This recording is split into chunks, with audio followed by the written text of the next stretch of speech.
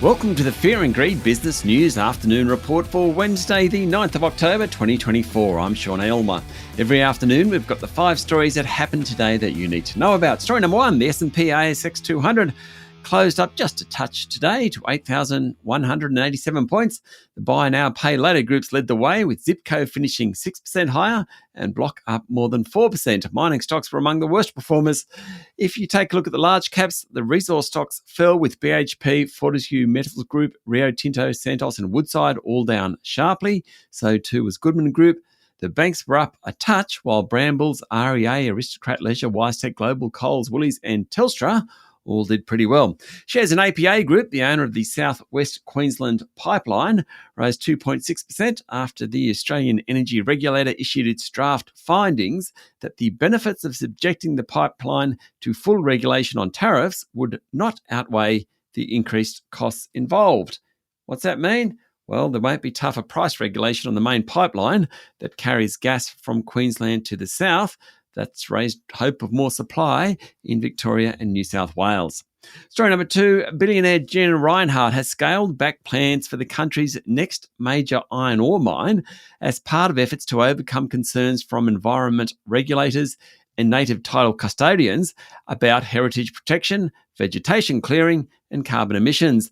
The Mulga Downs mine that Ms. Reinhardt's private companies plan to build in the Pilbara region will now produce 40% less iron ore than was expected 2 years ago, according to documents filed with the Western Australian government last week.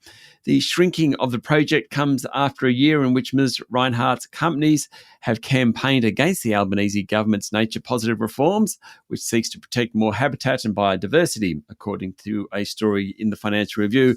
Ms. Reinhardt had originally planned to clear 8,422 hectares of vegetation to build a mine at Mulga Downs, the vast pastoral property where she spent much of her childhood. It was supposed to be capable of producing 20 million tonnes of iron ore per year. New plans involve clearing about half that to produce 12 million tonnes a year. Story number 3, Nine is considering adding commercials to its Stan streaming platform now that CEO Mike Sneesby has gone. Sneesby, who formerly ran Stan and has never been a fan of ads on paid-for-streaming services, departed the company last month, and media reports suggest Nine is now looking at the change. Netflix, Amazon, Prime Video, Paramount Plus and Binge all run ads and have tiered subscription packages. Stan is almost now the odd streamer out.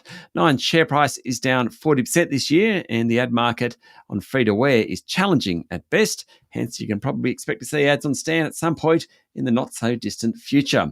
Story number 4, Labor-turned-independent Senator Fatima Payman has launched her new political party, and it's called Australia's Voice. The senator said it was more than a party, more of a movement for a fairer Australia. She said Labor had lost its way, and while no decisions have been made on who to stand in the upcoming election, she suggested the party may run a candidate in the Prime Minister Anthony Albanese's electorate. Not a lot of meat around the policies, though. Senator Payman said any member of Australia's Voice would be able to vote as they like on issues, i.e. a conscience vote. And story number 5, the Melbourne Rebels are suing Rugby Australia, claiming it was unfairly axed from the Super Rugby competition 5 months ago and has announced plans to re-enter the competition. The Rebels will be seeking more than $30 million in damages from the governing body, according to media reports. The Rebels are also seeking an urgent order in the federal court, granting it the right to inspect the books of Rugby Australia, including accounting and loan records, to determine whether there's been fiduciary and governance failures by the governing body.